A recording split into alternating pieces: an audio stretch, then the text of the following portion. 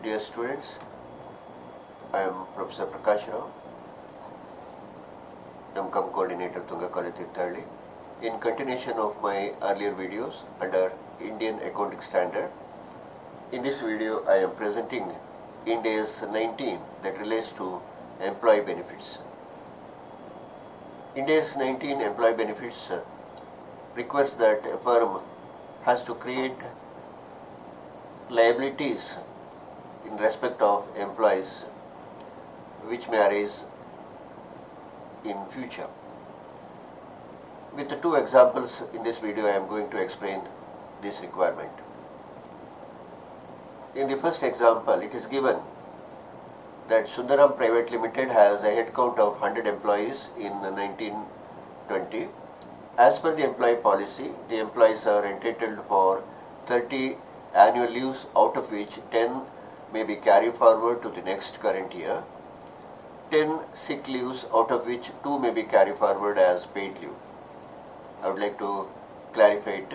The employees will have annual leave of 30 leaves, out of that 10 leaves, if not taken, will expire, 10 may be carried forward to the next current year, and remaining 10 is stated as sick leave, out of which 2 may be carried forward as paid leave to the next year.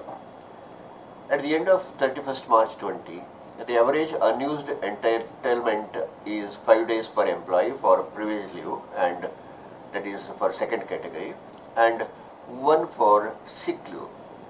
One can carry 2 leaves, but on an average basis it is found that 1 sick leave remains.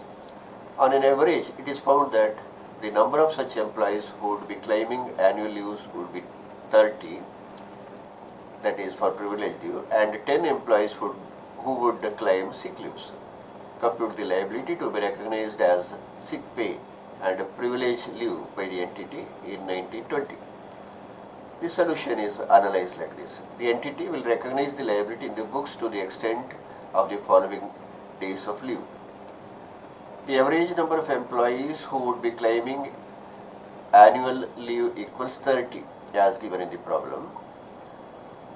The average unused entitlement is 5 days per employee for the privilege leave. It is given in the problem that on an average basis unused entitlement is 5 days. So 30 employees into 5 days of leave gives 150 days of leave. The average number of employees who would be claiming sick leave equals 10, and the average unused entitlement of sick leave equals 1 day.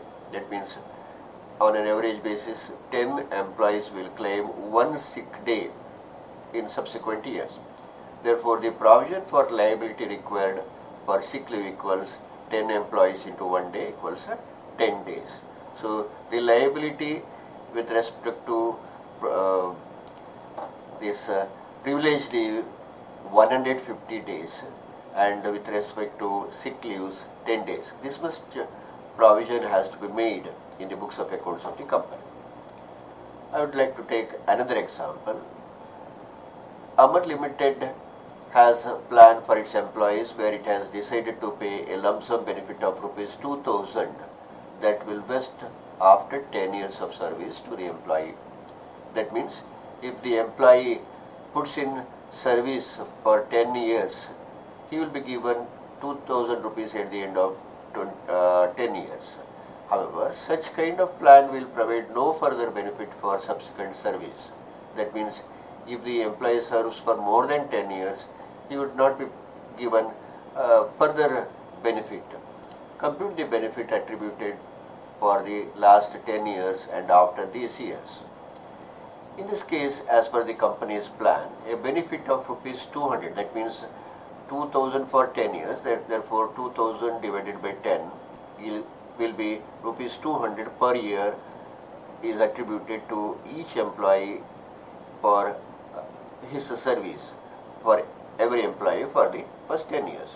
As per Ind AS 19, the benefit will be attributed till the period the employee service will lead to no material amount of benefit.